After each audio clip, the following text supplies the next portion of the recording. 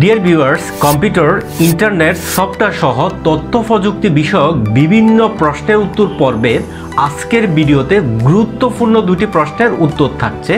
চলুন কথা না বাড়িয়ে ভিডিওটি শুরু করা যাক। প্রশ্ন নাম্বার 1, আমার কম্পিউটারে গেম ইনস্টল হলেও চালু করা যাচ্ছে না, এমনকি হার্ড ডিস্কে থাকা পুরনো গেমগুলোও চালু হয় না।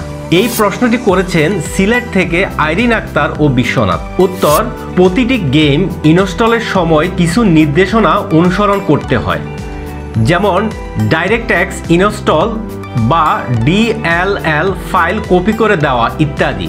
কম্পিউটারে গ্রাফিক্স ড্রাইভার ইনস্টল করা আছে কিনা বা ঠিকমতো কাজ করছে কিনা তা পরীক্ষা করতে হবে। প্রয়োজনে গ্রাফিক্স কার্ডের হালনাগাদ করতে হবে। প্রশ্ন নাম্বার 2, ডেটা কেবলের মাধ্যমে ফোন বা পেন ড্রাইভ থেকে কোনো ফাইল কম্পিউটারে স্থানান্তর করা যায় না। বারবার চেষ্টা করলে কম্পিউটার হ্যাং হয়ে যায়। তবে কম্পিউটার থেকে ফোন বা পেন ড্রাইভে থাকা ফাইলগুলো ব্যবহার করা যায় না। এই প্রশ্নটি করেছেন কালীহাতি, টাঙ্গাইল থেকে আরশাদ হোসেন।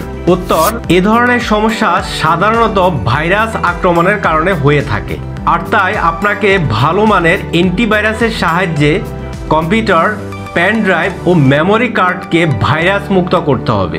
একই সঙ্গে পেন ড্রাইভ বা মেমোরি কার্ড যুক্ত করার আগে নিয়মিত ভাইরাস স্ক্যান করতে হবে।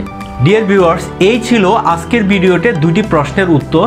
কম্পিউটার, ইন্টারনেট, সফটওয়্যার সহ তথ্য প্রযুক্তি বিষয়ক যে কোনো সমস্যার কথা কমেন্ট বক্সে আমাদের সাথে শেয়ার করতে পারেন। আশা করি পরবর্তী ভিডিওতে তার সমাধান পেয়ে যাবেন। এইরকম নিত্য নতুন ভিডিও পেতে চ্যানেলটিতে সাবস্ক্রাইব করুন, পাশে থাকা বেল আইকনে ক্লিক করুন এবং ভিডিওটিতে একটি লাইক দিয়ে দিন। ধন্যবাদ।